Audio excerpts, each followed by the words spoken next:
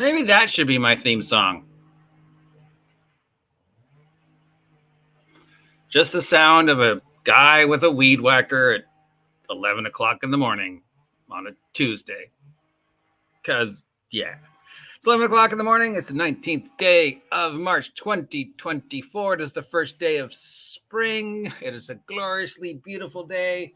Unfortunately, we do have to acknowledge the passing of our good friend Jim Ward. And we are once again diving deep into the wonderfully strangeness that is DC20 from our good friend Dungeon Coach. Thank you, Dungeon Coach. As you know, yesterday we spent a lot of time trying to make sense of the initiative system, and some of it I got right, some of it got wrong.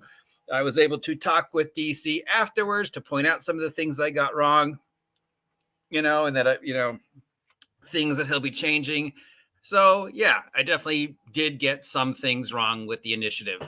And mostly it's just because, the way things are laid out. That's stuff he's working on right now. He explained, he's very passionate. He very much wears his heart on his sleeve. He very much just shotguns the ideas out, prints it, runs through the alpha test, then, just keeps changing. And eventually by the time we get to beta, it'll look more like something my very limited brain will, be able to understand now. And with apologies to Dungeon Coach, but again, remember, I'm old. What's left of my brain doesn't work very well.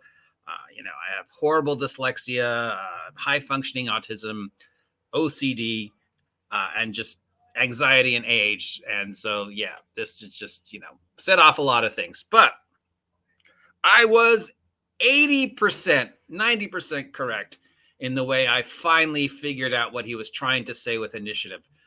There's probably a better way to say it, but hopefully in the next rewrite, it will say that. But basically, it's who goes first. He's just chosen an interesting way to do it, as opposed to the, roll a D6, whoever rolls higher or whatever, he's got to beat this DC and you go first. Sure. Okay, whatever.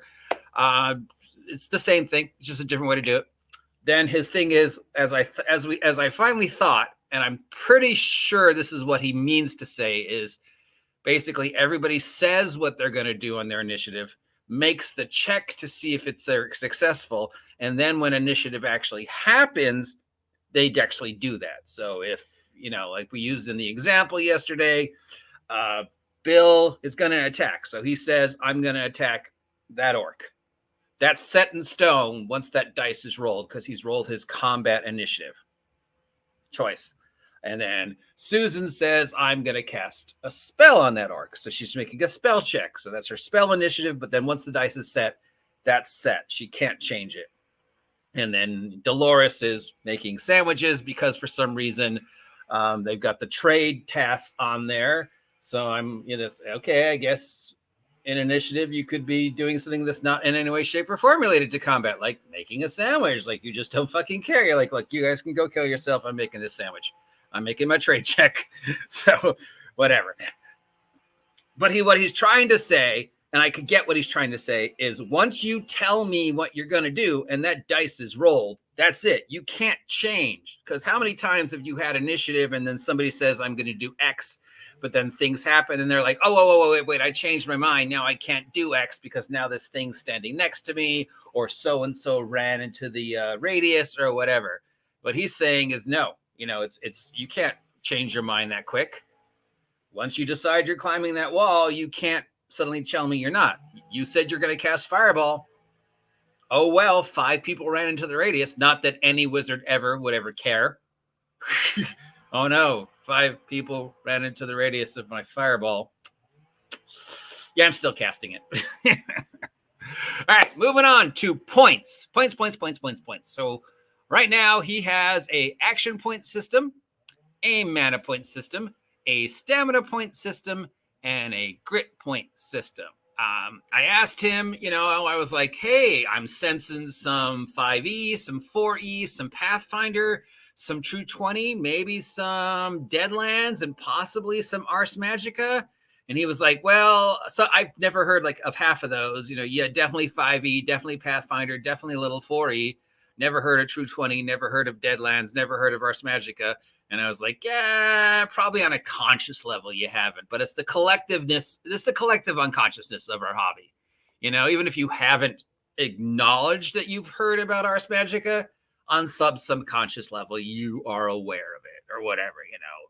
So, and then of course I see things because I have a greater thing. So what is the difference between these things? Now, obviously, spell points, pretty self-explanatory. He uses a mana system for his wizards. So instead of having number of times per day that you can cast Magic Missile, he's got mana points. And each spell costs a certain amount of mana points. When the mana points are gone, oh well, throw a rock. And then, of course, during rest, you get to recover the mana points. And mana points in combat is a much more finite resource as opposed to out of combat. Because, you know, if you're out of combat and you're just sitting around casting spells, then, you know, it doesn't really matter because whatever spell points you spend are going to come back because you're in an inn casting ID on magic items. So you could tell me, but it's not really going to matter. Okay, it doesn't matter because you'll get them back because you're resting. But in combat, it's a finite resource. And I'm assuming higher level, you get more, but also they're more expensive, right? So it's still, you know, a limited resource. He's just choosing to use that method as opposed to times per day. It still limits you to, you can cast the one big mana point spell and just throw it all, or lots of little spells. I'm more of a lots of little spells, but whatever. So that one's easy. We're going to, okay. So stamina points, grit points, and action points. So here's the one. Here's my question. Does everybody get action points? And then each class gets their specific points. You have action points, which you can spend in combat. You can spend AP on actions, reactions, or features, such as maneuvers, cantrip enhancements, class features, and ancestry features. Your action point maximum is 4. At the start of combat, each creature gains a number of action points equal to its action point maximum. Once an action point is spent, it can't be used until it's regained. You regain all action points when your turn rests. Interesting. Okay. At the beginning of the round, I get 4. I can do so many different things depending upon how much action points they cost. Round ends, I get to recharge them. Okay. Okay, I get what he's getting at. Okay. Just, is this a resource everybody gets? Or is it only limited to fighters? So let's see if I can find it in the tables of contents. Stamina points, mana points.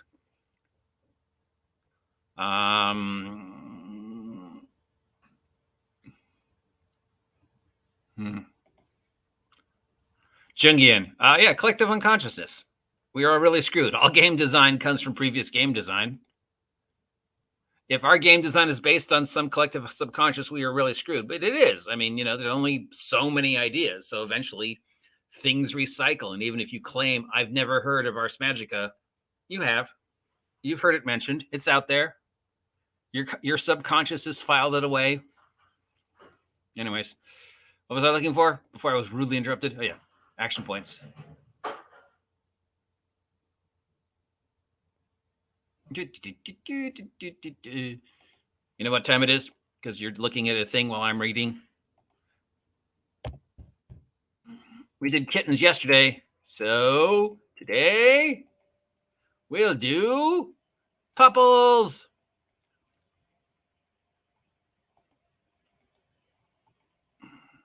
Oh, Goldens. No, fuzzy white thing. Oh, Goldens. Oh, more Goldens.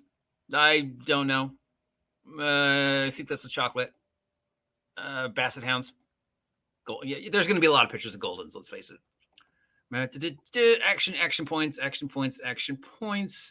Action points. Maneuvers. I assume that's one of the things you can use. Action points are maneuvers and techniques.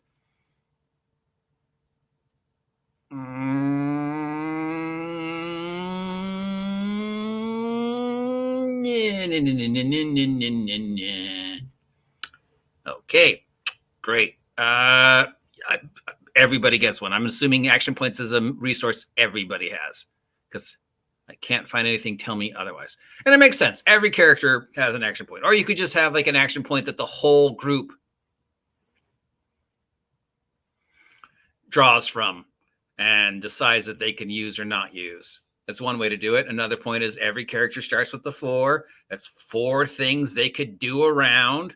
And at the end of the round, that recharges. And maybe some things cost 2 action points, right? That's probably what he's trying to say. Because, right, it's action, move, reaction, whatever, right? That's the standard since day one, right? I move, I attack, and then I could do something else. Drink a potion, monologue. By introducing the action points mechanic, he's saying, all right, you could do move, 1, normal attack, 2, and the two other things for 4. Or you could do super special attack, which technique, because he has these techniques, which might cost 2 or 3 action points. Okay. So and it looks like it's a mechanic everybody gets to use. The wizard uses his action point to cast a spell. Because it says class features. So yeah. Actions, reactions, features such as maneuvers, cantrip enhancements, class features, casting a spell, ancestry features, using your racial ability to produce sandwiches. I don't know. All right. Mana points. Got it. Okay. Now we got these 2 new ones. We got stamina points and grit points. Stamina points are for the martial classes, I think.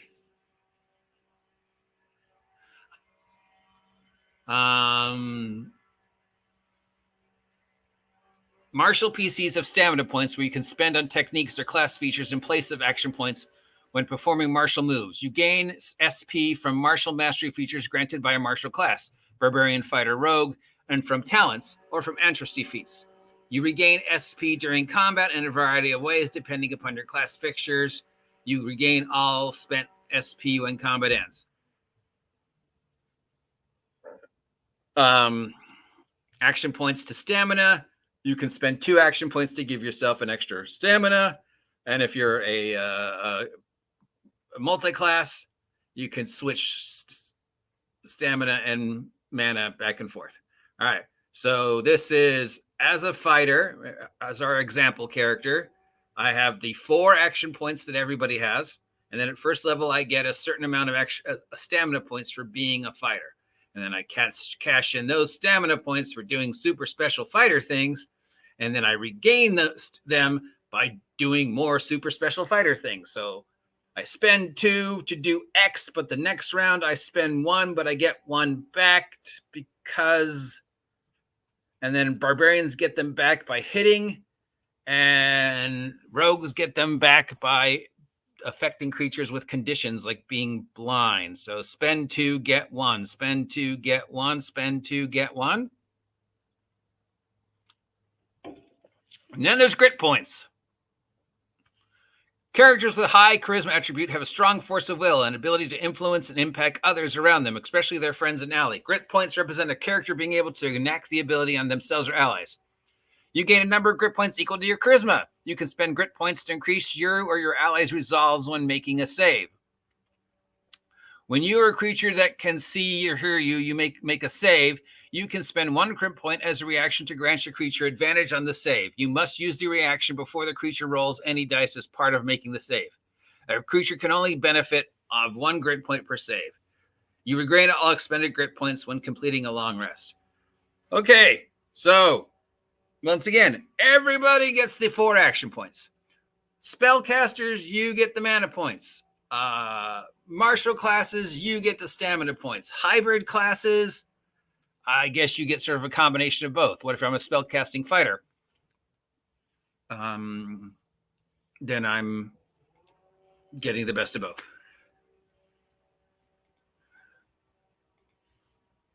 Golden, corgis, golden and a fuzzy thing. Golden, basset hound, golden, fuzzy thing.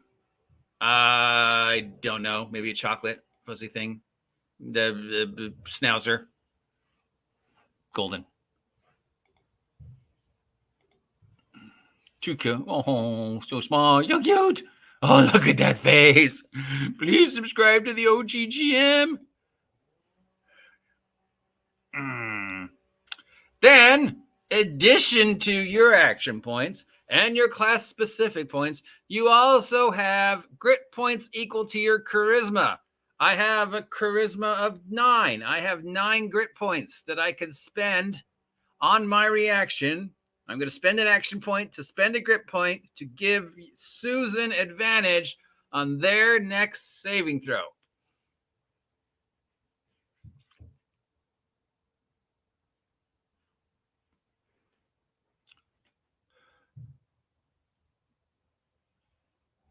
And now we move to actions to see if I'm wrong. So sound we've got Peter here. Peter here sounds like he's got some level of expertise with the system. So if I mess up, Peter, please let me know.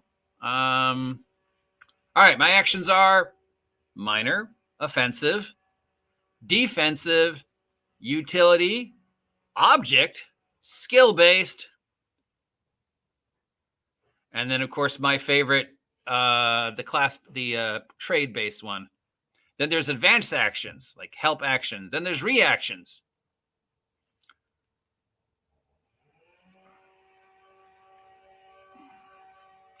And then there's wild magic for spells. Then there's maneuvers that you use to spend your action points on. This is, I think, from Pathfinder 2nd edition. And what else had maneuvers? 4E? 4E towards the end had weird maneuvers, right? Where you could spend things to, I mean, I know the Warlord's big thing was maneuvers and battlefield control. And fighters today have the, there's that one fighter build where you get those points that you can spend to do special moves, right? I forget which one it is, but I know it's Battle Master, where you get a D8 Battle Master points, and then you can spend them to perform a trip or whatever. All right, so this is just a very much more in-depth look at a mechanic that's already there. So he's overcomplicating to make simple. He's saying these are all the things you can do, and this is what it costs you to do them. And here it is clearly laid out, so you know exactly what you can and cannot do, and how many points, and how many actions, and how many reactions it is. So this is obviously based upon years and years and years of arguments with players about what you can and can't do. And he was just like, you know what? I'm just writing that down. You know what? I'm just writing that down. I just want to be very clear. God, I seem to recall the character record sheet was very simple, but this seems to be just a lot. But again, it's a lot for me. Peter might be like, dude, this is fucking easy. I don't know what you're talking about.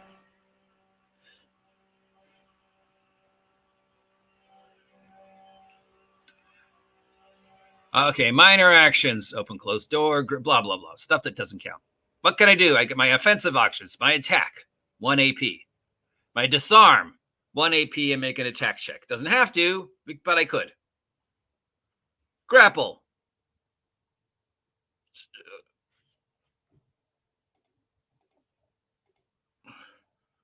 Sidebar. The single best thing Pathfinder 1st edition did that makes it above and beyond any other system was it made melee combat and grappling a stat. No more complicated mechanics, just BAB, BAD. Roll your BAB. If you succeed. Made hand-to-hand combat and grappling a stat. Sidebar over.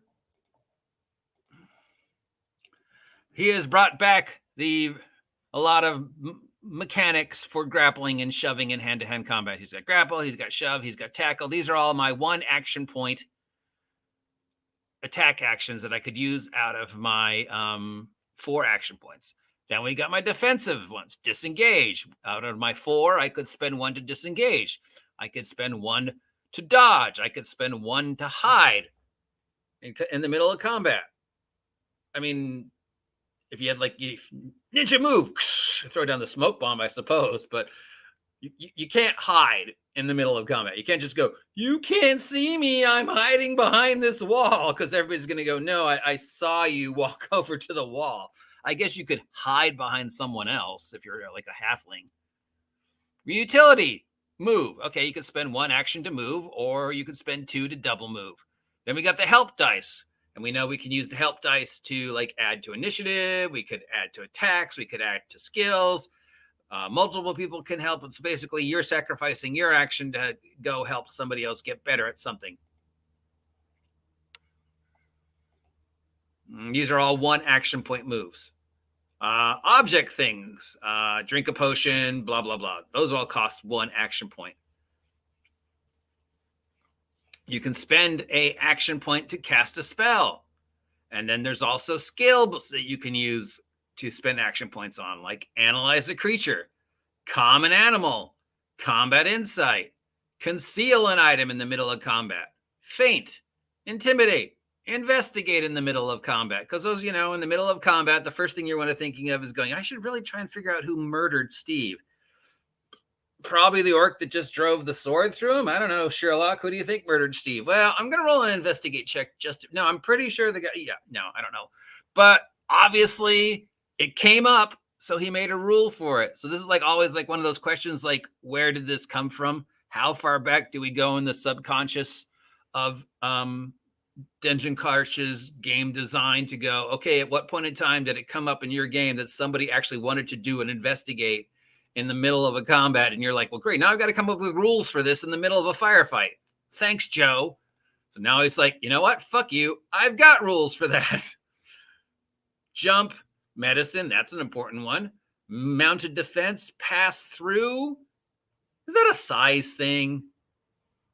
Right? I mean, a halfling goblin should be able to pass through an occupied space, no problem. A normal person, it should, I don't know if that's an action point or just, hindered terrain. Counts as 2. Search, because, combat's going on, but the rogue has decided to go over and check out that trap door. So at some point in time, it came up with it, and somebody argued with him. And again, Dungeon Coast went, fuck you, there's rules for it now. Then we have advanced actions, like held actions. So you can mess with your initiative by saying, I want to spend an action point to wait, okay? And then reactions. Reactions are things like triggered things, like opportunity attacks, spell duels, stuff like that. And then we get the maneuver. So this is where your fighters types are spending their stamina points. Restrain, takedown, slam, power attack, stuff like that. And your wizards are doing their weird spelly stuff. And then we also have techniques. Heroic bash, heroic parry, heroic taunt. These are, again, things specific to different classes that you're spending your SPs on. And then we get spell casting. We've got 3 spell casting schools. This is where you're spending your spell points. I suppose we should check out how broken his clerics are. We'll do that next time because tomorrow we'll look at the classes. All right. Exactly. Look, just because you saw the orc stab Steve, did you see what you think you saw? Are you sure it was that orc? I need DNA evidence. Yeah. All right. Did I get that one right? I think I got that one right. But let's go through it again because I don't know what I need to see an example for the grit points, or why that's even there. But all right, everybody's got 4. Fighter types, you've got your little extra bonus pool of stamina points. Wizard types, you've got your little extra bonus point of spell points. Hybrid classes like Paladin, you've got sort of a happy combination of both. Fighters, you can spend stamina points to gain extra action points or action points to gain extra stamina points. And you use stamina points to trigger your special abilities. And then the more trigger your special abilities, the faster they regenerate. So I'm assuming 2 for 1. Spend 2 this round, get 1 back next round. Same with wizards. And then we've got the grit points, which lets you give somebody an attaboy. It sounds like I'm going to spend my action point to spend a grip point to give them advantage on their next saving throw, which sounds like that should just be an ability bards and warlords get, and you don't need it to really be an everything thing. It definitely has that 4th edition feel of, well, everybody's got the exact same ability, so it doesn't make me feel special. Wasn't that like one of the big complaints of 4th and 5th? Well, if everybody can cast a spell now, every class can cast spells. Then yeah. Oh yeah, I think I get that. I think I understand. I just think, maybe that's the kind of thing that only the bard and the warlord would have access to, and maybe the paladin. That should just, otherwise it doesn't make it special if everybody can do it. But I guess it's what his thought is. Everybody has a chance to help everybody else, so the combat is constantly working together. If so-and-so misses, I can spend a grit point to give them advantage, kind of thing.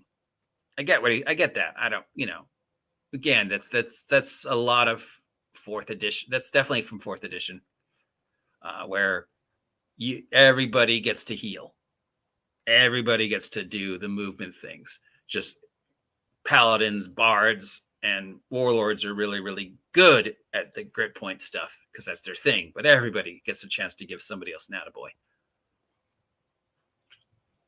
Not that complicated. Not as complicated as I thought. I know people are going to go, ooh, action point's dumb. Or, ooh, yeah, action point's great. If you've played this as long enough as I have, you realize they're just 2 different ways to do the exact same thing. It's basically just a arbitrary ruling that says you can do only so many things in a round. Whether it's old school, where I get 1 action, new school, where I get an action, a reaction, a movement, and whatever else, super new school, where I get to go as many times as I feel like it. Fuck you, Daggerheart. Or this, where he's saying, instead of that, you get points. When you're out of points, you can't do shit anymore. But as long as you got points, you can do a limited amount of shit within your sphere. So, arbitrary mechanic to basically tell you how many things you can and cannot do in a combat round, as opposed to Daggerheart, which just is, oh, because we want everybody to feel good, do whatever you said. Do whatever you want. I don't care. I'm a DM. I have no power in this game. Now, as I said, in my conversation with Dungeon Coach yesterday, is like, look, dude, even if I don't understand anything of your game, it's already better than Daggerheart. I don't know what Dungeon Coach's plans for the game are. I'm hoping he'll have something ready by Gen Con, the Kickstarter at least, and a playtest copy that he can give to reviewers, and that it's ready to hit the market by late 2024, 2025. Target audience, 5e players who want a little bit more stuff into their 5e while not fully giving up at 5e. Feels like just a more, I don't know.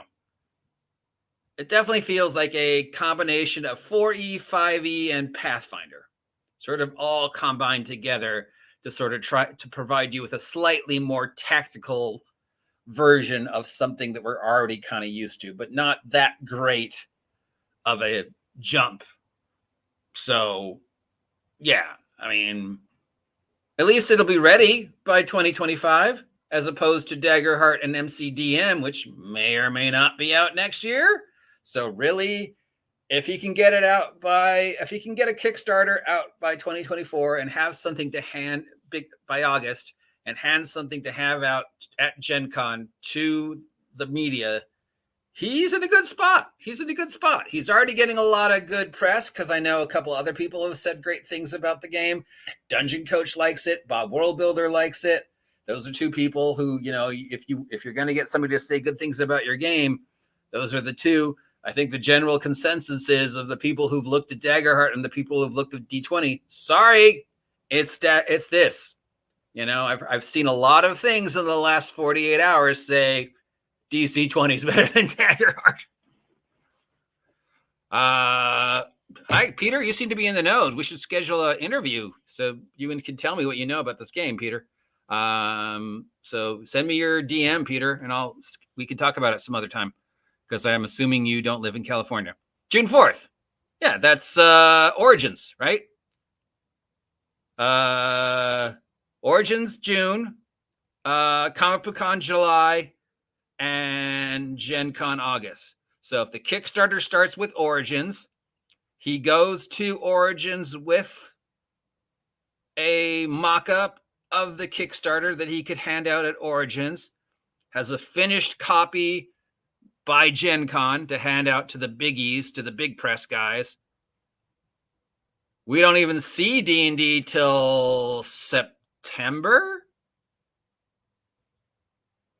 So he's already a month ahead if he can get it out. And then D&D Player's Handbook hits in September. We'll get the controversy engine rolling around that. If he just, if he gets people to continue just pounding the mentality that this is there, then he's competing with Tales of the Valiant, right? And his market is, I would think, 5e players who want a slightly more complicated version of 5e. I want the best of 4th. I want the best of 5. I want the best of Pathfinder, but I still want it in a way that I understand it, but I want it different enough that it is new and fresh. And, say what you will of Tales for the Valiant, but it basically is 5e. There's very little difference. It's the 5e that will continue after Wizards of the Coast kills 5e. That's what Tales from the Valiant is. This is here's something else if you don't want to switch to Pathfinder. So he's competing with Pathfinder 2nd edition. He's not really competing with Tales from the Valiant, because I think that's a different audience. So I think he's going for the Pathfinder 2nd edition audience. I want a slightly more complicated 5e. I want a little bit more grit. I want a little bit more control. I want a little bit more obsessive compulsiveness. I want to know exactly what I can and cannot do, so I don't have to argue with the DM for 20 minutes of whether I can do something. I just go, no, fuck you. The rule says I can do that. If I want to make a sandwich check in the middle of combat, DC20 says I can. So fuck you for telling me I can't. All right, well, that's it. I wasted 32 minutes of your time. Thanks for sticking with me. DM me, Peter. Maybe we can set up an interview and you can tell me all the things I'm getting wrong. Congratulations, Kickstarter, June 4th. Good luck to our friend Dungeon Coach. Thanks for sticking with me, Dungeon Coach, and giving me another chance after I fucked up so badly yesterday with Initiative. I appreciate it. I'm excited. I want to see how well this game does. I want to live in a world where this game can offer people a alternative to the draconian glut of 2024 5e. So good luck. And I'll be back later. Tomorrow we'll look at the classes. See ya.